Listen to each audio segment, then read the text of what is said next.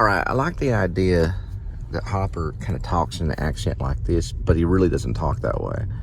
He just does it as almost like a way to change his voice. It's like a disguise. And so he kind of talks like this when he meets somebody or something like that. He likes to use the word goodin'. You have a goodin', things like that. But he really doesn't talk that way. He actually has a non-regional accent. He talks very clear and he's very intelligent. But a lot of times you hear him talking like that, it sounds like he's kind of joking around, Because a lot of these Texans, they don't really talk like this at all. Very rarely. But sometimes you come across a certain few, all right, that talk, kind of like in this accent that's not really their accent, you know what I mean?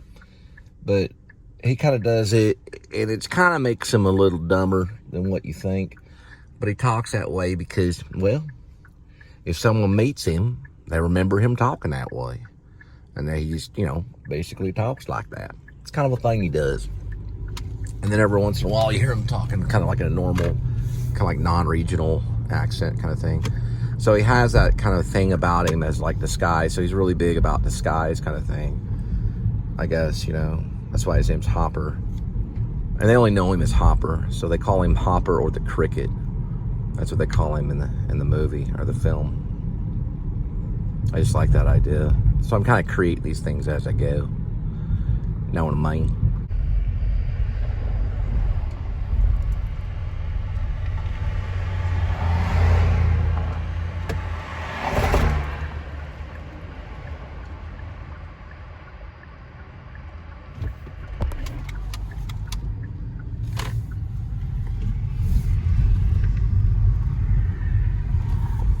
All right, we're gonna get into this Monticello Oaks or Monticello.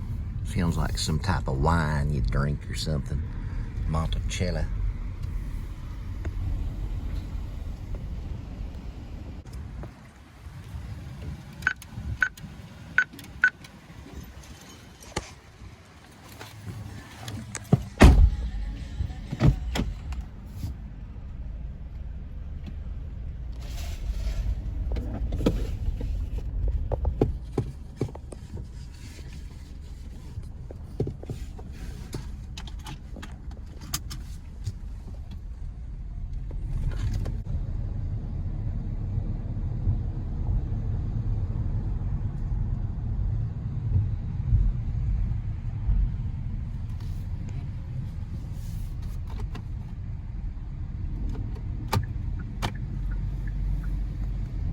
A lot of these are garages, and I think you can go around the other side of them.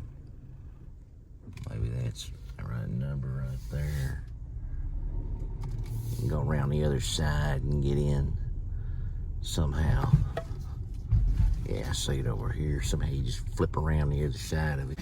Well, according to this nice gentleman right here in the garage, you gotta go all the way around outside the street. So, let's get the gate open right there. So we gotta go all the way around on the other side. And, I guess you gotta find it that way. So, we'll see if we can do that. Just spin all the way around outside of the gate and come back around the other side and we'll follow all the legalistic parameters, laws and bylaws. Yeah, looks like they got it right there. They got a little, yeah, there it is right there.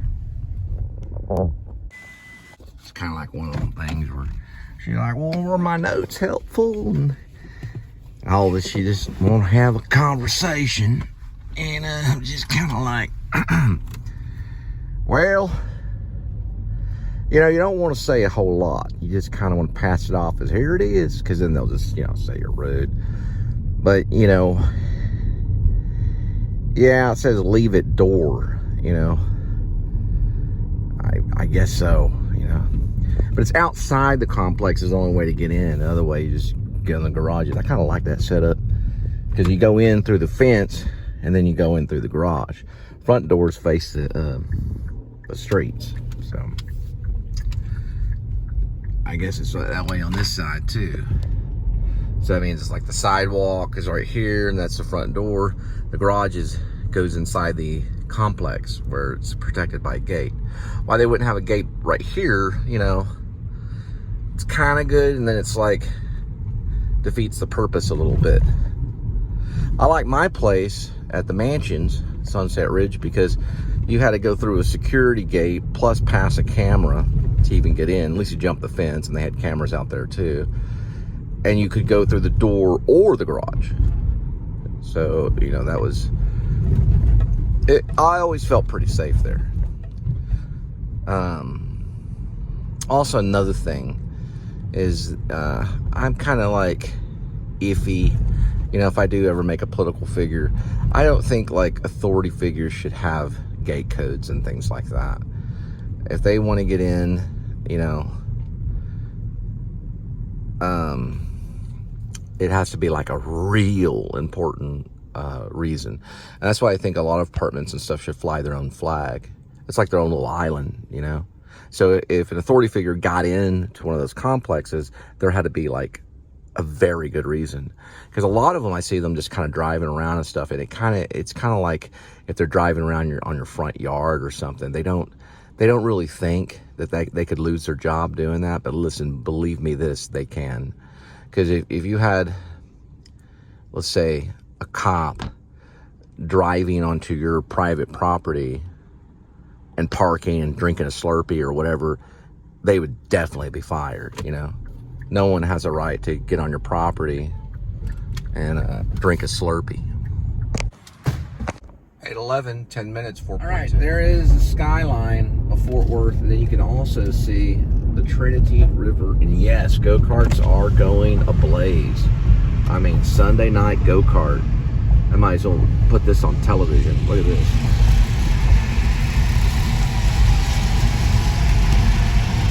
And that's Rockwood go-karts and mini golf. I mean, you can smell the gasoline from here. I mean, it's amazing. I think they use gasoline. I think they mix the gasoline with something. I forgot exactly how they do it. It's kind of like motor gas, you know, for like the lawnmower.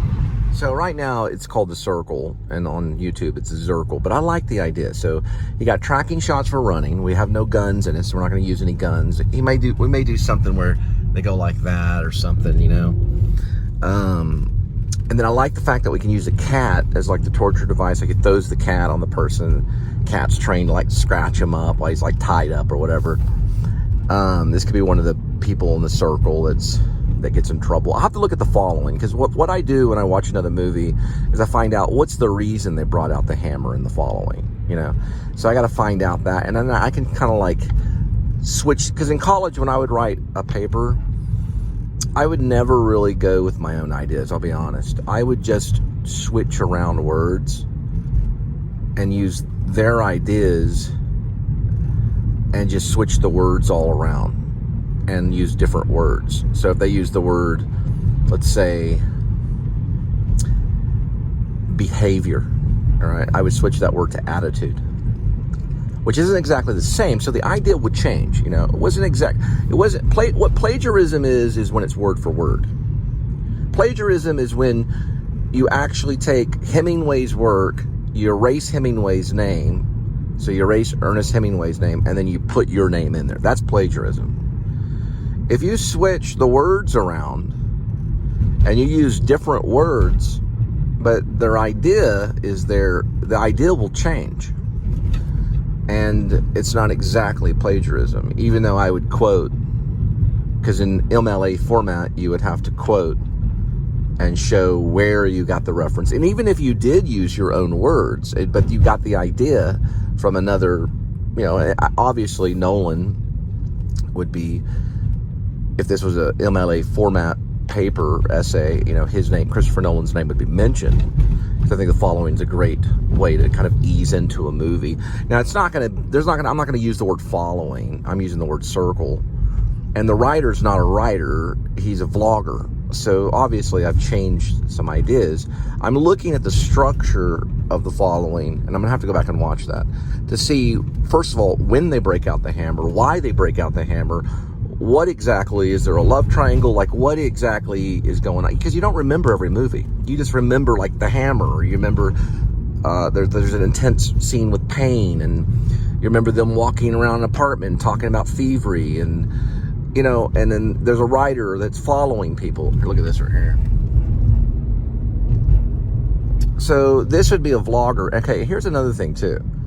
So an argument, if I kept it the Zircle, is because the vlogger works, well, he does YouTube stuff.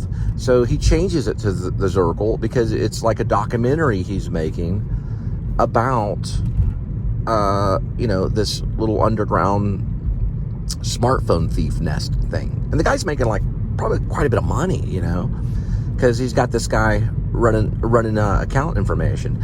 So if they take the stolen device and they just take the, you know, someone could have $20,000 in an account. Now you can only transfer $5,000 to PayPal at a time, but they still get away with $5,000, and they just somehow get, you know, it's, you know, there's a little fantasy involved, because as long as the device was stolen and they were quick, and it went into a brand new created PayPal, and it was cashed out, of course you'd have to watch out for cameras. And that's where the artist comes to play, because the artist is Kitty.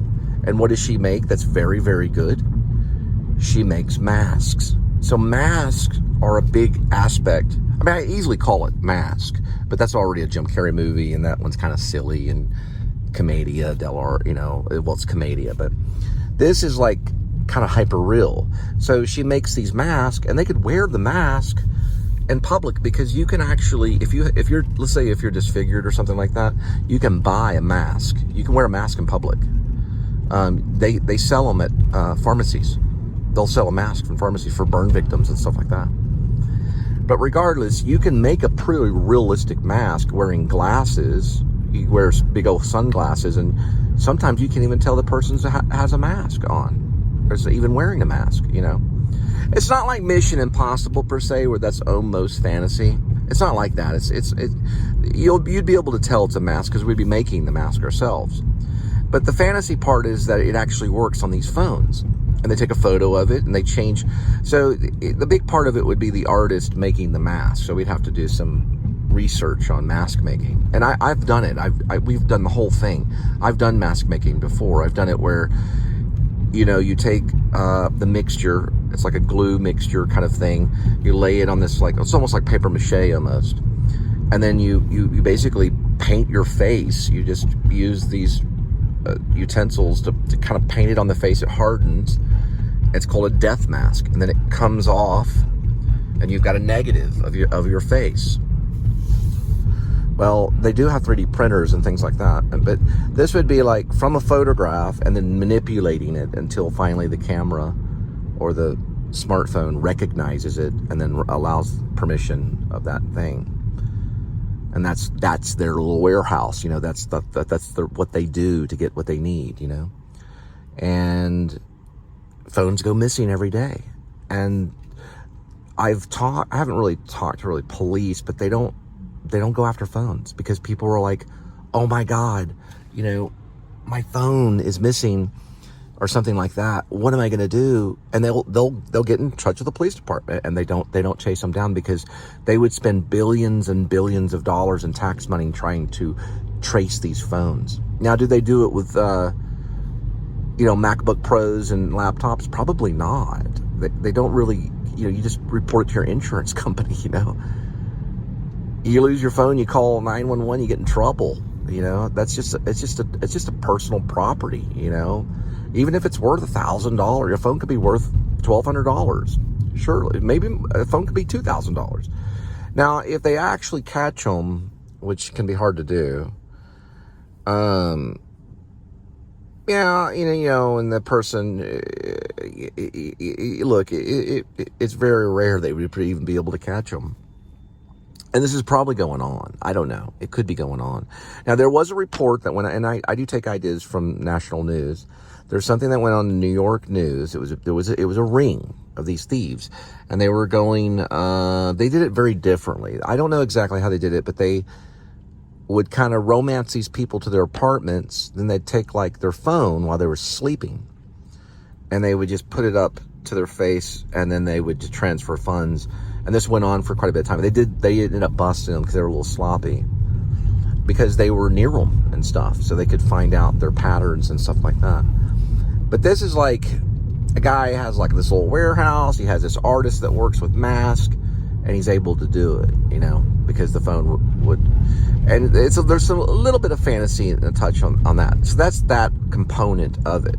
Now, why I'm going to watch the following is because I want to find out exactly what Christopher Nolan was talking about when he was talking about these break-ins and then this underground group, and how he kind of melded, if that's a word. I know Christopher Nolan's an English major, but how he kind of molded or put together, I'm trying to think how he joined or linked the thieves to this hammer, you know, and to this whole incident. And so to find out, you know, how he did it, I might follow that formula kind of thing or whatever. He got mad because of this, so he got, you know, a hammer, and he got out and punished the guy, whatever. But we'll use a cat instead of a hammer. So the violence changes. And then we'll use a puppet for the cat. So we won't use a real cat. We'll just use cat noises, you know, and some kind of puppet cat. We'll have a real cat for like the wide shots and stuff like that, but we won't use the cat for the torture device in it. We'll just use the puppet that looks like a cat. Kind of like what Eraserhead kind of stuff.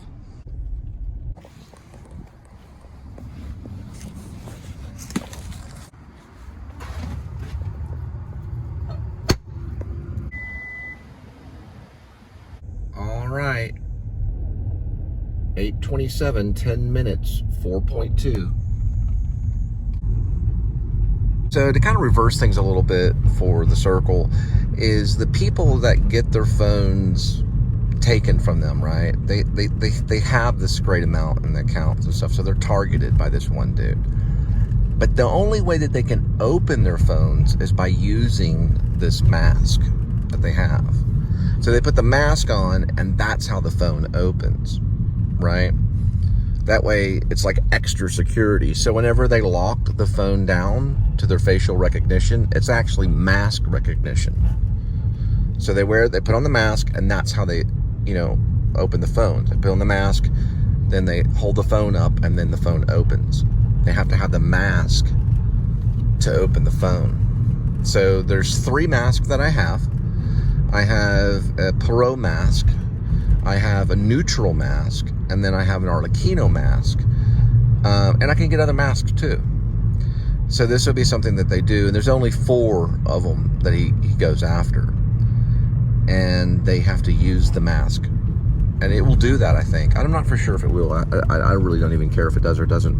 But in this story, it'll do that. So you lock everything down with an actual mask. That way they can't get you, you know?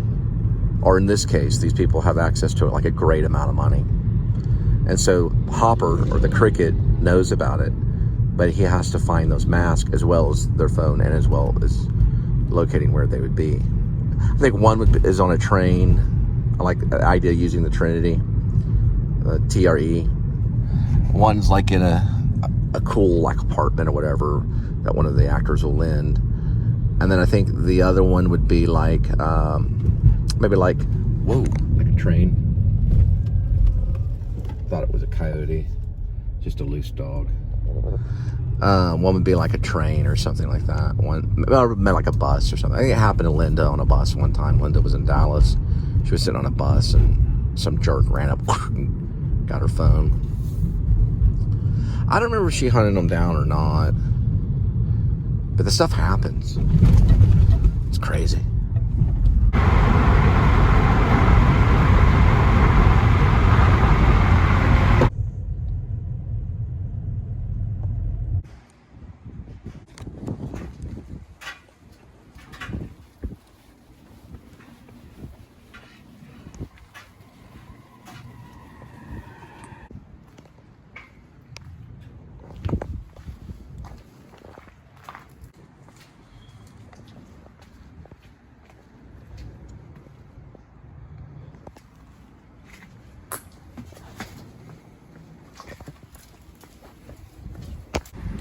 All right, 8:51, 8:52, 8:51, 7 minutes, 3.1.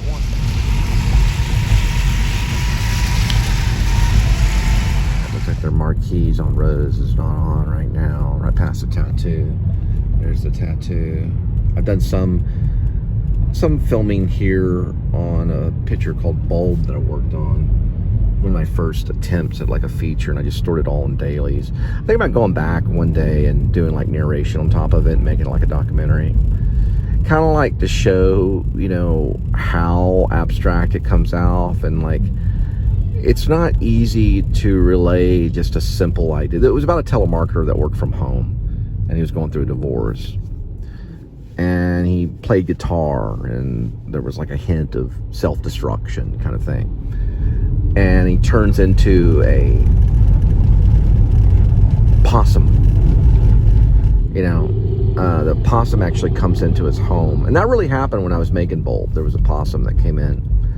And so I took this cat hair and put it in front of the camera, and I was watching a lot of Roman Polanski at the time, which Roman Polanski probably wouldn't do that, especially on Chinatown.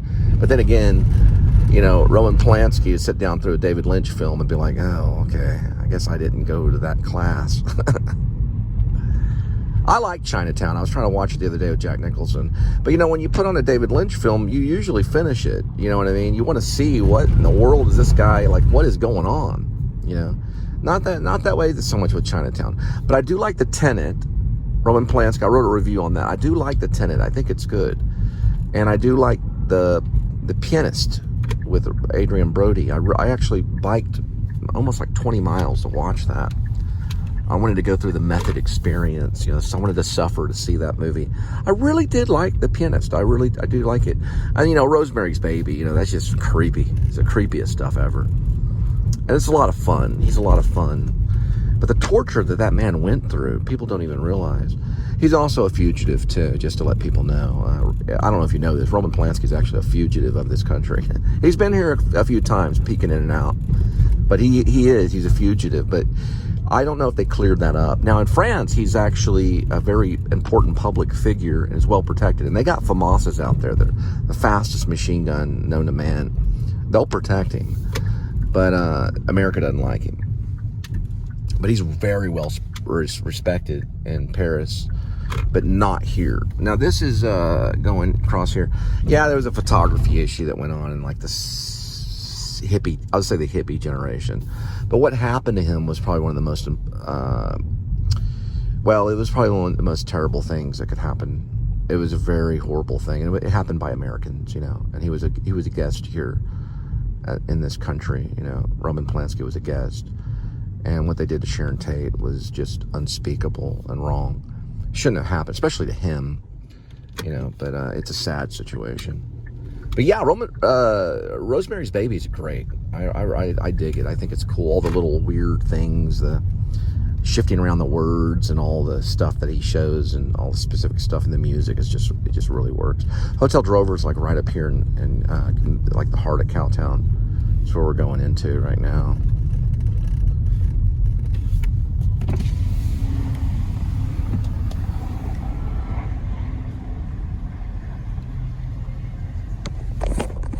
Yeah, I dropped off that pizza in there and looked the guy in the eye and said, make it witchy. Now, it's a cool little area, just too much commercial cowboy music.